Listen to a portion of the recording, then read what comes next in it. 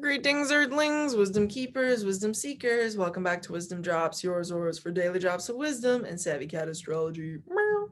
My name is Tonia, and today we are discussing the Aquarius new moon happening on February 11th, 2021 for fire signs. So if you are an Aries, if you are a Leo, or a Sagittarius, ascendant, sun, or moon, this video is for you. I highly recommend, fire sign, that you do watch for your moon sign, your ascendant sign, and your sun sign. So if you want to learn more about what you're going to expect over the next month or even 6 weeks, then you are in the right place. Stay tuned. Before I do jump into it and share the chart with you and we go through all the juicy details, couple quick announcements. If you're new to this platform, welcome. I put out a video every day of the week. Subscribe so you don't miss any awesome astrology downloads. If you've been around forever, hey, thanks for being here. Everybody in the room, make sure you like this video. By the time you get to the end of it, just go ahead and like it now, because that helps make sure that other people on the interwebs get this information for free. Why wouldn't we do that? If we think this is good information, it helps more people see it. You know what I'm saying? If you want to comment on this video with a recommendation or a request for a future video, you are also welcome to do that. Last but not least, if you are interested in booking an astrology session with me, I am available for that. And you can use the Gmail address listed in the description box down below to reach out to me, and we will organize such a thing. That is about all I have to share with you, fire sign, before we jump in. So this new moon, oh yeah, by the way, fire sign, if you have not seen my general video yet that I did on the moon itself, okay, and what we can expect, I really want to make sure that you check that out, because if you want to understand more details on what you can expect and just like the what the underlying tone of everything is and all that, you need to look at that video. I talk way more deeply about Aquarius energy and like what's going on in this new beginning there, okay? But let's just pretend like you are a Sagittarius ascendant, sun, or moon, and that's what we're looking at right now on the screen. So Sagittarius, this new beginning for you is going to be in your third house, which is all to do with communications, but also small business. So if you are a Sagittarius out there who has a small business or is interested in starting a small business or a new business, this is a really auspicious time for you, actually, because this is like the two benefics, Venus and Jupiter, having a party. They're exactly conjunct at the time of this new moon. This is a little before the perfection of the new moon, okay, like the exact conjunction, just because I wanted you on the ascendant. But you know, these are exactly 12 degrees together at the time of the lunation itself. So really auspicious beginnings. You're probably thinking a lot more deeply and communicating more deeply to other people what your visions are for this new business. If it is a new business, it could also be a new relationship with your siblings that's being birthed this time, and or friends, you know, at this time, because it's a new beginning on offer there. And ultimately, the outcome of this, you know, it has a lot of spiritual tendencies, and it's going to your fourth house, because Neptune, you see this blue triangle, everybody, all my Sagittarians, look at that blue triangle. That's hitting your fourth house, and by whole sign, okay? And Neptune is there at that apex of that gift set. Look more at that original video I did for the Aquarius new moon, again, if you want more details. But the gift set is leading to this Neptunian gift, and it's saying, hey, Mars, the passion action planet, through earthly means and abundance means, okay, of materiality, and Pluto psychologically from your second house. Maybe family is helping you really get psychological with yourself, or what you're owning in life and your own power to craft your ownership and your own power, to yield your own power on how you choose to spend your money or possess your money. All that's leaning to the spiritual activation. That's like the gift on offer, and it's through the fourth house. So this is land, okay? This is legacy that you come from, the roots from which you originated, your home environment at a most private, deep level. And that's why it goes along with things like stewardship, okay? So just understand that you have a very unique spiritual kind of alignment right now to even connect with ancestors, because Neptune and Pisces is a very spiritual other side kind of energy, if you know what I mean. And to have it in your fourth house right now by transit is very profound. And you can communicate with people from where you grew up, even at a spiritual level, even if they're not in the physical incarnated body. So that's a thing to just be aware of and think about. And then like the Pluto over here is really leaning into that psychological thing of like, how do I use my resources in a powerful, meaningful way that satisfy this need to have this spiritual kind of like truth, is how I experience this Neptune and Pisces energy in the fourth house. And Mars is helping you strategize financially, again, with that Taurus indicator there. So a lot of earth practicality to ground out a spiritual gift at the end of the day is what I'm getting at. And then with Saturn being the ruler of this new moon for you in your third house, you're going to have a lot of really powerful communication epiphany kind of energy, I think, because even though Uranus is not there, it's being engaged with all that square energy for sure. And the old original ruler of Aquarius is there, Saturn. So Saturn is talking in disharmonious relationship with the modern ruler of Aquarius, which to me signifies that there's this bridge that needs to be built, or maybe, hey, blown up, between the past and the present. So there's definitely this like changing of the guards kind of energy, and definitely like a calling for awakening kind of energy. And again, I go back to like the two benefics are there. So this is all in how you communicate, or your small business, okay, or your sibling relationship, okay. And you get this new beginning, new opportunity that has benevolent flavor all up drizzled on top of it, like chocolate syrup, you know, on top of the sundae. That is a vegan, cruelty-free, exploitation-free sundae, of course. But Mercury is again making you think deeply. You're probably thinking twice before you talk, Sagittarius, which for you might be a little not so typical, especially if you have a Mercury in Sagittarius. You can just say things like very just like, I don't really care, here it is, you know, blunt drop kind of thing. But, you know, with that said, the moon there with that Mercury retrograde, you are thinking very deeply about how you communicate yourself, Sagittarius. You are thinking very deeply about the words you say, about the actions you're going to take, and the strategy you're going to use moving forward. Okay. Now, moving on though, touching on this, Mars, trust and believe you're going to know where you want to kind of put in action, and it might take you longer than you want. But it's going to be like this epiphany kind of energy that comes in. Okay. So that's you, Sagittarius. If that brought you value, and you know it did, go ahead and hit that like button, Sag, because it helps everybody get this content for free. It is simply stated the groovy thing to do. Now, if you are an Aries, ascendant, sun, or moon, then this is for you, my friends. So Aries, you are going to have an interesting opportunity, very interesting indeed, in relationship to your networks. I don't know how this is going to manifest for you, but the fact that all this major stellium is there, I mean, this hasn't happened since the 60s, Aries. Be sure, Aries, to watch the general video I did for Aquarius, new moon, if you haven't yet. It will help you gain more insight on this. You will understand more about this by the end of that, okay, Aries? Now, Aries, this new beginning is undeniable though, because it's in your 11th house, and look at all these planets. Hasn't been that much since the 60s like that, okay?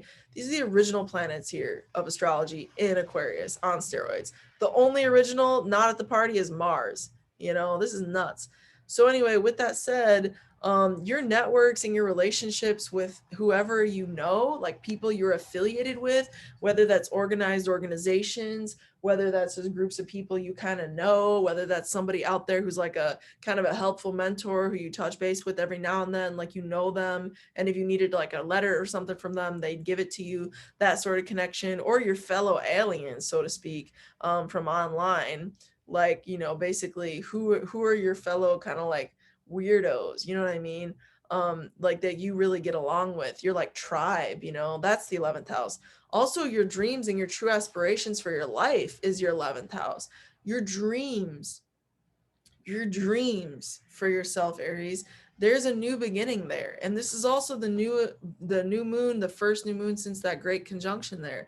So you're being asked to come very powerfully into your networks, and there's a new beginning that has benevolent flavor drizzled all over it, like chocolate syrup on a vegan cruelty-free sundae of deliciousness, because Venus and Jupiter are there at the party. And Mercury is retrograde, so you're going to be thinking deeply about, how do I engage as an Aries, ascendant sun or moon? How do I engage with these networks in a way that makes sense? So I encourage you to think deeply about that and pay attention, Aries. If you only take one thing away from this entire video, Aries, make sure that you take away that you are to pay attention. This is my astrological prescription for you. Pay attention to the conversations that come up in networks at this time. Pay attention to conversations that come up in groups of people around you at this time, Aries. This will serve you. Mark my words. Mark them, because I'm literally spitting the truth at you. You know, not literally, because that would be gross, Aries. You know what I mean? But like, I am telling you the truth. So anyway, I encourage you to think about that. And you're having powerful opportunities, Aries, to crush the long-term crystallization of any type of organization that you're attempting to put in play at a social level. And all of this is being spiritually gifted by this little gift set. Again, watch that general video if you haven't already, going to your 12th house. Neptune at that 12th house is telling you, hey, you know what? You're clear in this spiritual way, and I'm giving you this spiritual subconscious gift. You might even find that you get a bright idea through your subconscious or through dreams, Aries, with this type of energy, because Uranus is at the party squaring Saturn from Aquarius, and you know that can bring like epiphanies, and then through your dreams being the subconscious dream world of the 12th house with that beautiful gift set energy being honored to you through your subconscious, Pluto, and your action. You are Mars in astrology, Mars in harmonious conversation. So your ruler, your chart ruler, if this is your Aries rising you're reading for, or your moon ruler if you're an Aries moon, or your sun ruler if you're an Aries sun, Mars, is in harmonious conversation with your psychology, Pluto. And it's all through spiritual means that you're able to get this, and expressive means. So go and retreat if you feel drawn to, Aries. You're going to find a lot of gifts from that place of being alone and in retreat and in your dreams and in your sleep at this point in time. Okay. Now, Aries, before you jet out of here with your darty little self, be sure to like this video, because it brings you more value in the long term, because it makes this channel grow. It helps more people get this information for free. And, you know, I really just appreciate it at the end of the day. So, you know, that's pretty much that. Now, last but not least, I know, Leo, I know. Last but not least is Leo. Leo. If you are Leo, ascendant, sun, or moon, February 11th of 2021, this new moon is happening for you in your 7th house. Wow, aren't you a happy camper that you're here at the end of the video? Because you need to hear this as a 7th house new moon. This is a new moon in your 7th house of relationships, of commitments, of partnerships, of public enemies. Dun, dun, dun. Who dare be your enemy, Leo? I don't know what you've been doing that you got no public enemies. Sometimes people just be hating because you shine. You know what I'm saying? I get it, Leo. But with that said, romantic partnerships are likely to be really beautiful at this time. Lucky for you. You're the sign right now who has the Venus-Jupiter conjunction in the 7th house. What an absolutely lovely place to have the Venus-Jupiter conjunction. Aren't you just a lucky little sugar bun? Plum sauce on top. Honestly, I mean, that's such a beautiful little, like, romantic, affectionate signifier. And if you came off of that Leo full moon a couple weeks ago, Leo, feeling a little like, damn, I just went through the ringer, like, damn, I just fell down a hill, you know, all that Leo full moon in your sign was very intense. Let's not lie, you know, that was very intense. So it was all a T-square. This is a very different chart because we have this beautiful V sextile we'll talk about. But anyway, if you've been coming off of that like energy, like, oh my goddess, Tonia, I'm real tense. That was so, I don't even know how I'm alive. Or, you know, even if it was like a good intense, just like, damn, that was intense. This is a beautiful, soothing force from your relationship house. So through romance, through partnerships, through business partnerships, through alliances with people, through public commitments with people who you know, who bring you value, and vice versa, Leo, those sorts of people are going to be really pleasant, especially pleasant around the next month or so. So good for you, you know.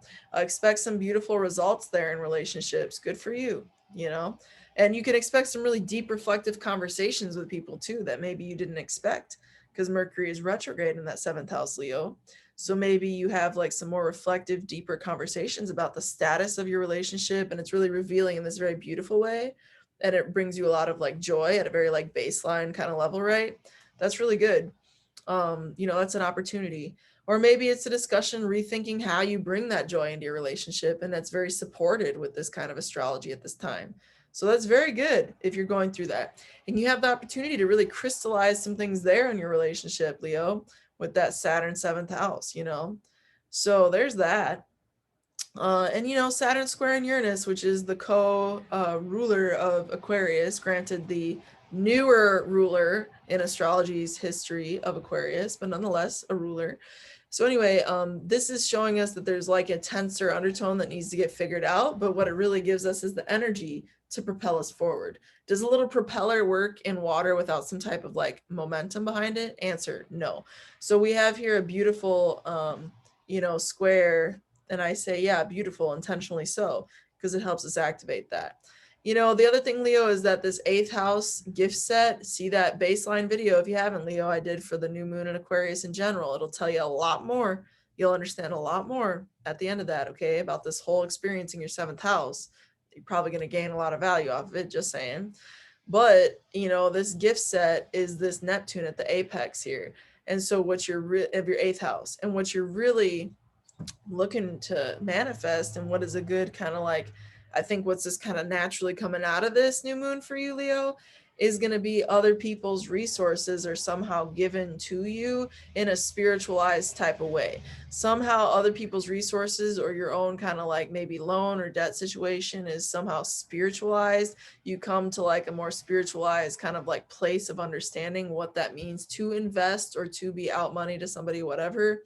And this 18-degree Mars with this 25-degree Pluto, it's still, you know, I count that as a trine, and it's supporting that. So it's supporting your psychological. Pluto shifts around action even, and how you can understand that better from like a more spiritual place. So that's what I got for you, Leo. Like this video before you jet on out of here, because you know it brought you value. Hello.